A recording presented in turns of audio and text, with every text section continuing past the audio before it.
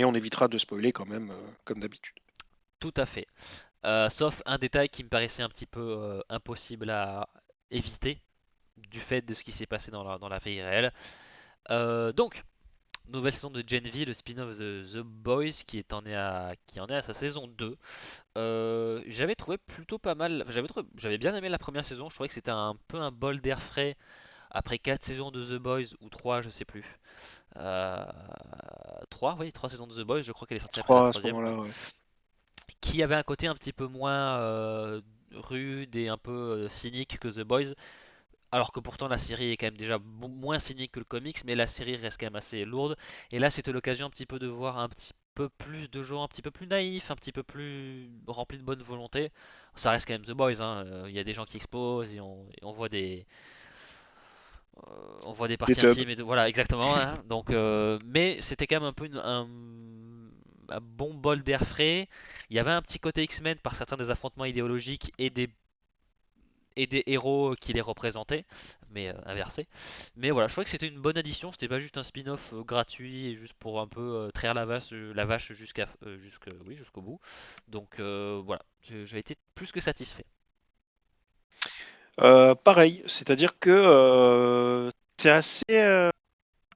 Parce qu'en fait, c'est la même chose, c'est la même recette, Mm, mais fait différemment.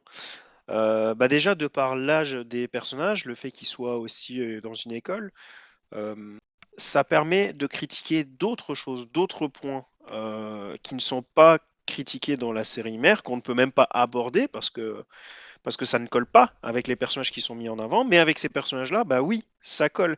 Et ce qui est intéressant, c'est qu'ils le font avec le même talent d'écriture, j'ai envie de dire, que dans la série mère. Alors qu'on aurait pu se dire que, vu l'âge quand même des personnes qui tiennent la série mère, enfin Eric Crick, clairement, il n'a pas 20 ans, hein, on aurait pu penser qu'il allait être plus à l'aise sur des critiques plus globales, plus politiques, on va dire, sur à la limite ce qui se passe aux États-Unis.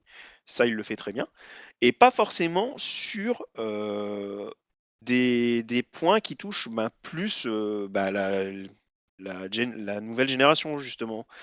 Et pourtant, bah si. Clairement, je trouve qu'il s'en sort très bien, qu'on arrive à rester d'actualité, mais d'un point de vue plus jeune. Et c'est génial, ça passe très très bien. Donc j'étais très satisfait de la saison 1 et j'étais très motivé à l'idée de voir la 2, même si je dois bien avouer qu'il m'a fallu un ou deux épisodes pour me remettre un peu tous les mm, personnages en tête, alors que pourtant je l'avais bien aimé, la première saison. ouais. Mais ça, c'est souvent la faute. Voilà, maintenant les séries, il se passe au moins 2 ans avant chaque saison, et clairement, on commence et il y a tellement de choses qu'on voit entre temps que, voilà, au bout d'un moment, on peut pas voilà, on peut pas se souvenir de tout. Voilà, bien évidemment, c'est la partie un peu tragique hein, de la série, c'est que peu de temps avant le début de la production de la saison 2, l'acteur donc qui jouait André dans la série, donc alors c'est Chance Perdromo, j'ai pas envie de dire de bêtises, est décédé dans un accident de moto, ce qui fait qu'ils ont dû quand même sacrément revoir leur plan pour cette saison 2 parce que ben, l'un de leurs personnages principaux, voilà, l'acteur qui jouait un des personnages principaux est décédé et ils ont décidé de ne pas changer d'acteur pour incarner le personnage et de écrire la mort du personnage également dans la série. Ce qui fait qu'elle est sortie plus tard que prévu, etc. etc. Et je trouve que pour le moment, c'est plutôt bien euh, amené, c'est bien traité dans le sens où il y a vraiment une conséquence durable sur les personnages, sur leurs états d'âme, comment ils se sentent, pourquoi ils font ce qu'ils font, etc. etc. Euh, et il y a aussi un côté de voilà, ils l'ont fait partir d'une manière assez en essayant de faire quelque chose de bien. Enfin voilà, je trouve que c'est toujours un peu casse-gueule de traiter ce genre de problème, enfin de problème, ouais, de tragédie de la vie réelle. Voilà, et ça n'a pas toujours été bien fait. Et là, je trouve que pour le coup, voilà, en plus le premier épisode lui est dédié. Donc voilà, c'est pas évident et je pense que ça va peut-être créer certains trucs d'écriture un petit peu maladroits parce que je pense que certaines choses étaient prévues pour son personnage et on va peut-être les transférer à d'autres, etc. Mais je pense que pour le moment, ils s'en sortent plus qu'honorablement et j'espère que ce sera le cas pour le reste de la saison. Voilà. Bah, le personnage n'est pas juste supprimé, il est bien, la transition est bien faite parce que le décès est bien accompagné, on va Mm. dire. Ouais, Donc ça, voilà. c'est chouette. On voit clairement qu'il y a un avant et un après le décès du personnage pour les autres personnages. Donc ça, c'est bien.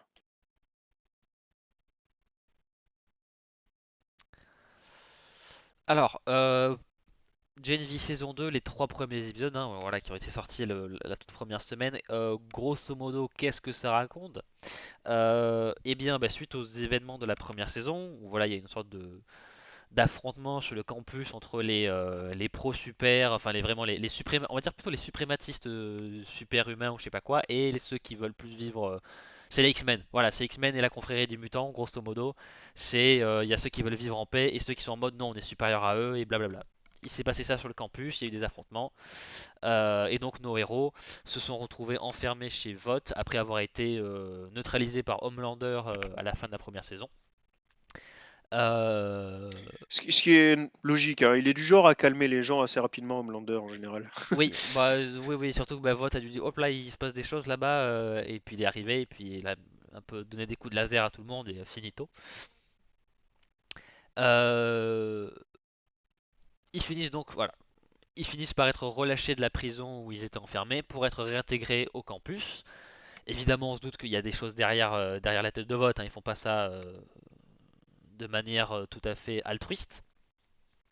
Et notamment, voilà, Marie est contactée, donc Marie, personnage principal, hein, globalement, est contactée par quelqu'un de la série de The Boys, je vais pas dire qui, pour enquêter sur quelque chose qui s'appelle Odessa, et du coup ça la force un petit peu à revenir sur le campus pour enquêter sur ce qui se passe là-bas. Campus qui est géré par un nouveau doyen que vous voyez à l'écran, hein, voilà, appelé Et qui Cypher. défonce! Et ben Il est énorme, le mec. ça tombe bien, bah, du coup voilà, KCC Odessa. Tu peux passer à la slide d'après parce que je crois que j'ai mis une image de lui où on le voit un petit peu mieux. Non, bon, c'est l'image d'après. C'est pas très grave. On en parlera après du doyen parce que j'ai des choses à dire sur ce gars, surtout l'acteur, mais voilà, on va en reparler. Euh, c'est pas un connard, rassure-toi. Enfin, je sais pas. Je Euh, l'attendais, je me suis dit, oh là, il va encore parler de non, non, sa vie, il va dire que c'est un connard. non, non, non, non, non, non, c'est, enfin, c'en est peut-être un, mais en tout cas, je n'ai rien vu qui me prête à croire que c'est le cas. Donc, euh, bon, avant d'y venir, on a quand même à peu près deux histoires qui sont pour le moment en parallèle, qui sont toutes les deux liées un petit peu à voilà, le projet Odessa, ce qui se passe, les véritables motivations du doyen, les véritables motivations de vote, etc. etc. On a donc Emma, voilà, celle qui peut changer de taille en fonction de ouais, de son humeur, de comment elle se sent, etc. L'anxiété, la Son honte, état émotionnel. tout à fait. Ce qui donne souvent des. D'ailleurs, les effets de changement de taille sont plutôt bien réussis. Et ils trouvent toujours le moyen de bien ancrer l'actrice dans un faux décor, hein, parce que même si qu'elle soit toute petite ou hyper grande, ils font forcément des trucs pour que ça. Et je trouve que pour de la télé, c'est plutôt bien fait. Et elle est principalement, alors mis en couple. Enfin plutôt fait équipe, pas fait, voilà, mais avec le père d'André, qui lui aussi décide de revenir en tant que professeur pour un peu essayer de rendre justice après la mort de son fils et un petit peu essayer de mettre le feu à la baraque, on va dire ça comme ça. Donc voilà, c'est souvent les deux. Et pour le moment, je trouve que les interactions qu'ils ont eues, je les trouve, ça fonctionne plutôt bien. Voilà, c'est entre gérer le deuil, mais aussi qu'est-ce qui se passe quand t'es un peu trop torché parce que tu viens de prendre, je sais pas, une pilule qui te rend complètement comme si t'avais pris de la bœuf. Enfin voilà, c'est plein de situations différentes. Je trouve que pour le moment c'est plutôt sympa et c'est assez, comment dire, euh, je m'y attendais pas. Enfin, c'est vraiment des genres de trucs. Ouais, c'est que dans The Boys on voit des trucs comme un peu comme ça, mais je trouve qu'il y a un côté assez sincère. Voilà, c'est en général les personnages qui traversent le même deuil. Il y a toujours moyen, voilà, de les faire. Euh, ça crée des liens très très vite. Donc voilà, et là pour le coup, le fait que et le personnage soit mort et en même temps, on sait que voilà l'acteur en même temps, vu qu'il est décédé. Enfin voilà, je pense que bon là c'est moi peut-être qui interprète ça comme ça, mais ça donne voilà, on voit ces deux personnes-là essayer de faire ce qu'ils peuvent pour voilà trouver justice, un petit peu apporter des réponses, faire le deuil d'un être aimé. Pour le moment, je trouve que ça fonctionne bien.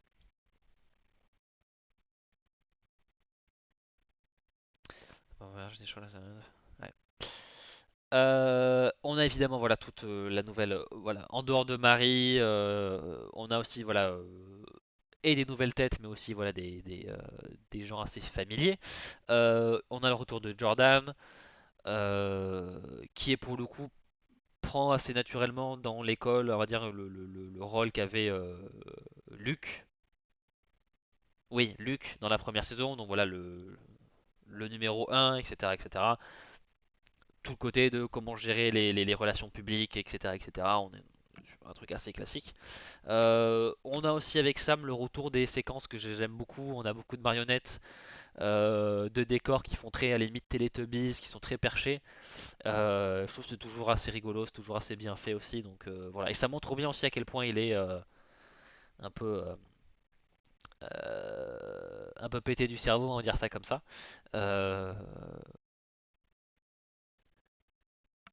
Par contre, ce que j'aime bien avec Sam, c'est vrai que j'ai un peu bugué sur comment je voulais dire ma phrase. Ce que j'aime bien avec Sam, c'est que on montre que c'est pas juste un connard parce que c'est un connard, ou s'il y a vraiment une douleur derrière sur pourquoi il est comment il est, et le fait que Kate, voilà donc qu'on voit en haut à gauche, qui est un petit peu la télépathe en gros qui peut influencer les gens ouais avec son esprit, c'était elle qui permettait à Sam de continuer à ce que tout aille, enfin tout aille bien, non, mais à ce qu'il puisse continuer sans exposer tout le monde, parce qu'elle le faisait, elle faisait en sorte que lui ne sente plus rien en termes d'émotion, et il arrive quelque chose dans les trois premiers épisodes qui fait qu'elle n'est plus vraiment capable de bien utiliser ses pouvoirs. Et c'est à Euh, mourir de rire. oui, voilà, Il y donc a une scène qui, du fait qu'elle maîtrise plus ses pouvoirs à 100%, qui est à mourir de rire, voilà. quoi. Et c'était j'aime bien voilà parce qu'on la retrouve, on va dire qu'elle l'utilise d'une manière un petit peu détournée, où en fait elle force les gens à faire certaines choses, je pense un peu de manière inconsciente, mais ça fait un peu des, voilà, des trucs assez trash. Mais le côté de pendant qu'elle est pas tout à fait elle-même, elle arrive à utiliser ses pouvoirs pour que les gens fassent des choses à sa place, pas en dire plus. Il y a un côté un petit peu flippant, mais il y a aussi un côté assez logique. Mais voilà, donc c'est les petites, continuer de trouver des petites trouvailles dans les pouvoirs comme ça. Et puis le côté de qu'est-ce qu'un super-héros, du coup, dans le cas une super-héroïne, qu'est-ce qu'elle devient lorsqu'elle ne peut plus utiliser ses pouvoirs. Donc voilà, je pense qu'on va un peu aller dans cette direction dans les épisodes d'après, on verra comment ça évolue. Mais voilà, après ce qui est bien c'est qu'avec ces personnages-là, c'est que personne n'est tout blanc, personne n'est tout noir. Alors enfin, il y a des personnages, c'est juste des gros sadiques horribles, mais dans nos personnages principaux, que ce soit Sam, Kate, même Marie, ils ont tous un petit peu leur part d'ombre, alors plus ou moins importante, mais voilà, on reste toujours, on évite un petit peu les... Là où dans The Boys, il y a vraiment des gens qui sont assez horribles, mais qui ont un certain bon fond, par exemple Mother's Milk, ou Frenchie, même Yui, ils ont tous fait des choses assez horribles, mais ils sont pas là en Ouais, train c'est-à-dire de... qu'il soit gentil ou pas, on évite les perfections. Voilà, Donc ça, oui, ouais, ouais, voilà. tout à Et fait. là c'est encore le cas, et puis voilà, il y a tout le côté de... c'est encore des gens qui cherchent à déterminer qui ils sont, hein. C'est ce qu'on disait tout à l'heure, hein. La fac, tout le monde dit que c'est censé être la meilleure période de ta vie, mais bon, t'es un peu en... T'essaies de te trouver, tu essaies ouais, de parfois de te créer une nouvelle identité parce que c'est un peu l'occasion de tout recommencer. Tu vas avoir l'air cool, tu veux sortir avec des mecs ou des meufs, chacun ses préférences. Donc voilà, c'est un peu une période assez tumultueuse et pour le moment on reste encore aussi là-dedans dans le sens où des fois quand ça va pas bien on va aller faire du beer pong sauf que c'est nous la balle. Voilà, c'est ce que fait Emma par exemple où elle se plonge dans les verres de bière parce qu'elle est toute petite. Enfin voilà. Donc on garde aussi le côté étudiant qui fait n'importe quoi. Euh, Elle a réalisé mon rêve. Te baigner dans la bière? Ouais, faut juste remplacer la bière par un colonel. Donc, tu sais, glace citron vodka, et je suis Ah heureux. oui. Oui, parce qu'après, bon, tu fais ce que tu veux avec n'importe qui, hein, mais après. Euh, je vais terminer, voilà, je voulais, voilà, on en a parlé brièvement tout à l'heure, le nouveau doyen Cypher, euh, qui est peut-être lié à certains de nos personnages, voilà, j'en dis pas plus. Euh, euh, pour le moment, j'aime beaucoup. Il a une manière assez intense de tout faire en fait. Il a une gestuelle particulière. Ça se voit qu'il a un côté très, euh, comment on appelle ça, pastoral dans sa manière J'ai l'impression que c'est vraiment ce qu'on appelle un true believer. J'ai l'impression qu'il croit vraiment à ce qu'il dit. C'est pas juste quelqu'un de désabusé qui est juste là pour l'argent. J'ai l'impression qu'il a un vrai, ouais, qu'il est intense et qu'il a quelque chose derrière la tête et qu'il est, voilà, qui croit dur comme fer à ce qu'il fait. J'avoue aussi que je suis très impartial, non, justement très partial vis-à-vis de cet homme, de cet acteur, qui s'appelle Hamish Linklater. Alors, on a déjà probablement parlé de lui parce que c'est lui qui faisait la voix de Batman dans Batman de Cape Crusader. Voilà la série animée Batman qui est sortie il y a 2 ans, je crois. Euh, et il est aussi dans la série Les Sermons de minuit, Midnight Mass de Mike Flanagan, où il joue le rôle d'un. Alors je crois que c'est un. Je sais plus si c'est Monsignor ou un prêtre. Un homme de l'église, je sais plus exactement de quelle confession, enfin catholique, chrétien c'est sûr, mais je sais plus si c'est catholique ou méthodiste, enfin voilà, un homme de l'église chrétienne et il joue mais extrêmement bien dans cette série et qui a toujours des dialogues. Bah, alors évidemment, vu que c'est un homme de foi dans la série de Flanagan, il avait toujours des monologues de l'Ancien Testament, du Nouveau Testament, où il était genre toujours hyper intense et hyper habité, et je retrouve un petit peu certains de ces aspects dans ce personnage-là. Donc j'aimais beaucoup l'acteur avant, et je trouve qu'il fait là aussi un bon taf. Euh, Ah, le pauvre, c'est le genre de truc, je pense, que tu dois mettre 3 plombes à apprendre, quoi, pour jouer après devant la caméra, tu sais, puisque ouais. c'est pas une interaction, quoi. Mm. Donc c'est, Ouais. oh là là, ça doit être Ah chiant. mais les séries de Flanagan c'est très verbeux dans un côté où moi j'aime bien, mais c'est vrai que c'est pas évident. Mais là je trouve qu'il s'en sort aussi Bah, très je bien. je pense qu'en tant que visionneur, peut-être que ça peut être l'éclate, mais pour les acteurs, ça doit pas être facile tous les jours. Ça Ouais. peut être un défi intéressant, ça oui, Mm. mais ça doit pas être facile. Salut Mister Zang, je sais pas comment on dit. Salut Mister Excuse-moi. Zang, Il me semble pas bienvenue. avoir, voilà, c'est ce que je veux dire. Il me semble pas avoir vu ton pseudo avant, ou alors j'ai dû le rater, mais bienvenue si c'est ta première fois. En tout cas, bienvenue dans le chat. Allez, c'est la Euh, première fois, on recommence tout. Allez, Allez, j'allais on dire, reprend la soirée à zéro. j'allais dire bienvenue dans le chat. Attention, il y a des énergumènes, il y a des sacrés énergumènes dans le chat. Fais attention. Mais on est gentil au final, voilà. On est gentil. Voilà, donc acteur que j'aime beaucoup. Ça me fait plaisir de le voir dans cette série et je trouve que pour le moment, c'est vrai que vous êtes calme ce soir. Je suis mauvaise langue. Voilà, il fait un très bon Il taf y a aussi. 3 sujets sur 4 où c'est blindé de sang. Je pense que ça calme un peu les gens. Ouais, bah voilà, c'est ce que dit Bishop, c'est la vue du sang ou la maturité, dit Matt. On a le même. Non, c'est pas la maturité, Matt. C'est évident que c'est pas la maturité. Mais la vue du sang, ouais, je suis d'accord avec Dr. Bishop. Voilà, donc pour le moment, le doyen, cool, cool, cool, j'aime beaucoup. Donc totalement d'accord avec toi, hein. Franchement, pour l'instant, c'est la bonne surprise de cette saison 2 parce que pour le reste, on est plutôt dans la continuité de la saison 1. Donc c'est Hmm, pas surprenant. C'est ouais, bon, mais pas surprenant. Tandis que lui, clairement, c'est nouveau. tout à fait. Allez regarder Midnight Euh, Mass, bien sûr.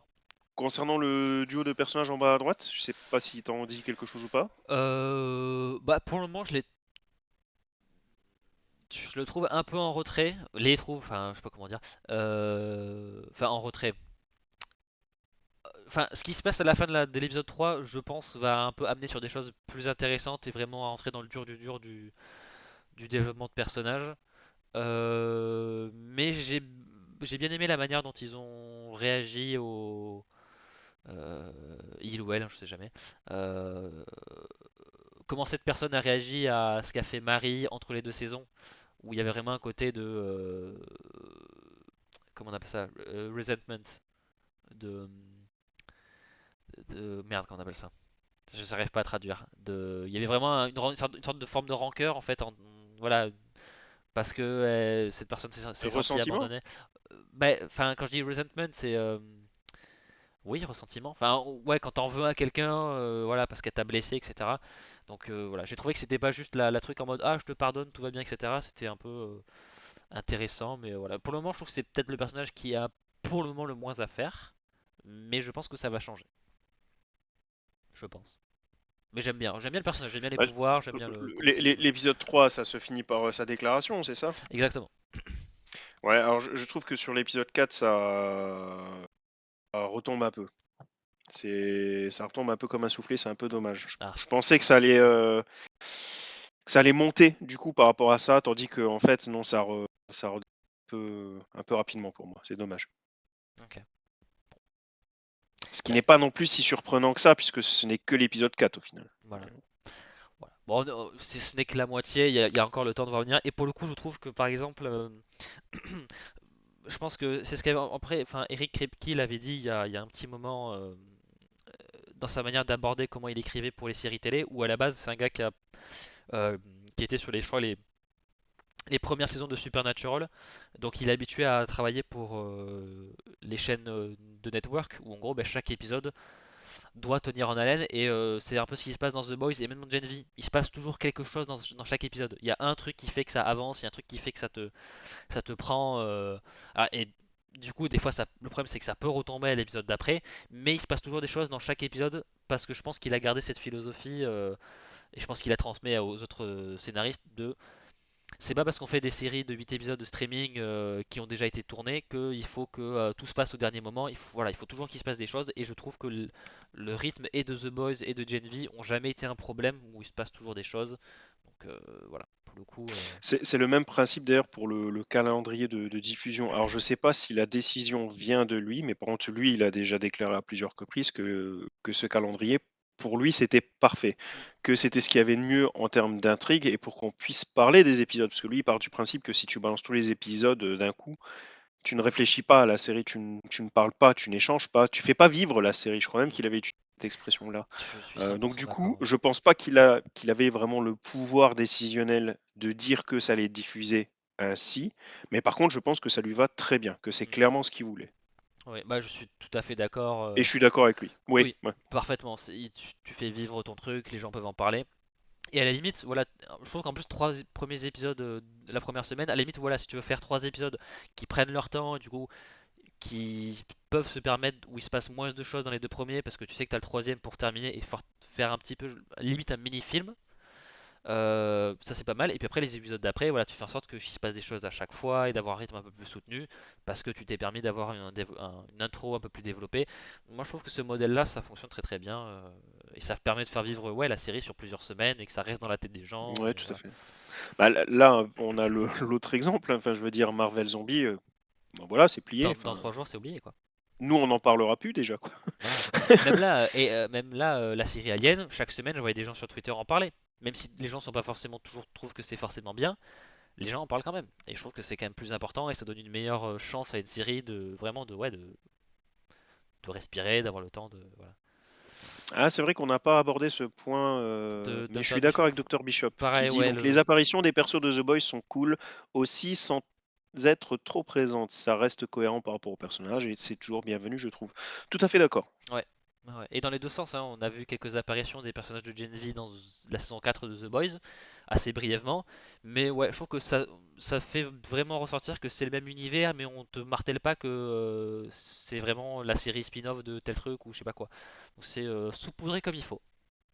Ouais, Donc clairement, si tu regardes que The Boys, t'es pas paumé quand un personnage de Gen V apparaît, quoi, par exemple. voilà, Clairement, tout à fait. c'est pas déconnant. Mhm.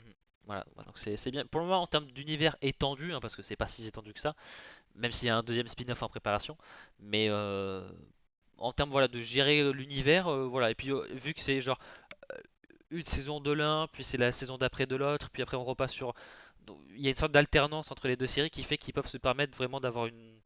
Enfin, la chronologie est claire quoi. Voilà, c'est la saison 3 de The Boys, puis Gen V saison 1, puis saison 4 de The Boys, puis Gen V saison 2. Donc voilà, ça permet vraiment de. Et ça permet vraiment ouais, d'avoir chaque année une série de chaque et ça va. Je trouve que c'est un compromis pas trop mal. Donc ils gèrent plutôt bien l'univers partagé pour le Donc, moment. clairement, c'est pas idiot, hein, Mm, c'est même pour faire vivre l'univers, c'est pratique ouais. d'étendre comme ça, on va dire, la série mère. C'est juste que nous, et encore plus avec notre vénérable âge, hein, c'est pas Ah, forcément facile à chaque fois de se souvenir de tout. ouais.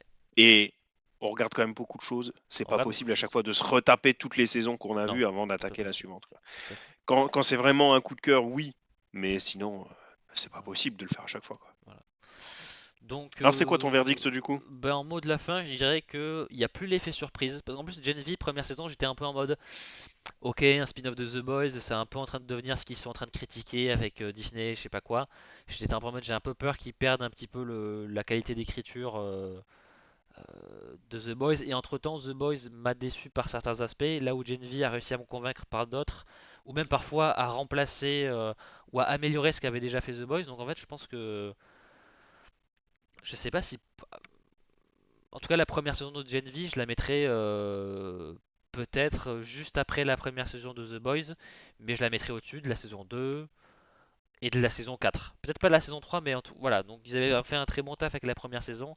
Là, on perd l'effet nouveauté, mais pour le moment, on est dans une continuité assez fluide. Je retrouve à peu près les mêmes qualités. On verra pour les défauts après en fin de saison, mais ça me surprend moins, mais je trouve ça toujours aussi agréable.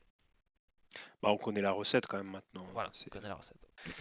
Maintenant, pour être choqué, on va dire, dans la série The Boys, faut déjà y aller. Alors, c'est toujours perché, c'est toujours drôle, Ils y arrivent c'est aussi juste un qu'on petit peu. connaît. Mais, euh, mais moi, je prends toujours autant de plaisir. Mm. Clairement, Ouais, c'est une bonne série, hein. Faut pas ouais, croire. C'est vrai, tu sais que souvent, quand on dit spin-off, on a c'est un peu tendance à, péjoratif. à sous-entendre sous-produit presque. Ouais, Mm. Ouais. ça, indirectement, et je saurais pas te dire pourquoi, mais souvent, ça a une dimension un peu péjorative, parce qu'on a l'impression qu'elle a pas d'existence propre, qu'elle n'est là que grâce à la série Ouais, mère. qu'elle a moins de C'est un mérite. peu ce que le terme de spin-off sous-entend. Dans un sens, c'est vrai, mais on ne peut pas non plus résumer un spin-off à ça. Et c'est encore plus le cas pour Gen V, qui s'en sort vraiment, vraiment très bien. Moi, personnellement, c'est peut-être un chouïa en dessous de The Boys, ce qui, pour un spin-off, parce que souvent les spin-offs, c'est pas génial, ce qui, pour un spin-off, est franchement pas mal. Donc, je suis très, très satisfait. Je découvre les épisodes à chaque fois avec plaisir. Voilà, tout pareil. C'est bien. Ah, bah tu nous diras ça, Dr. Bishop. Ouais, moi je n'ai pas réussi à aller au bout du comics, donc je suis curieux de Et ben savoir ce que moi non tu. plus, Ouais, c'est rare, hein. ouais, voilà. S'il vous plaît, les puristes de Garfanis, ne venez pas nous péter les rotules. On adore Garfénis, attention, on l'a toujours dit. Ah oui, il a fait Et très bonnes choses. on prône le comics tout le temps, tout le temps, tout le temps. Mais voilà, il arrive que quelquefois on n'arrive pas. Ça nous arrive Ah, aussi. des fois ça peut arriver, ça peut arriver.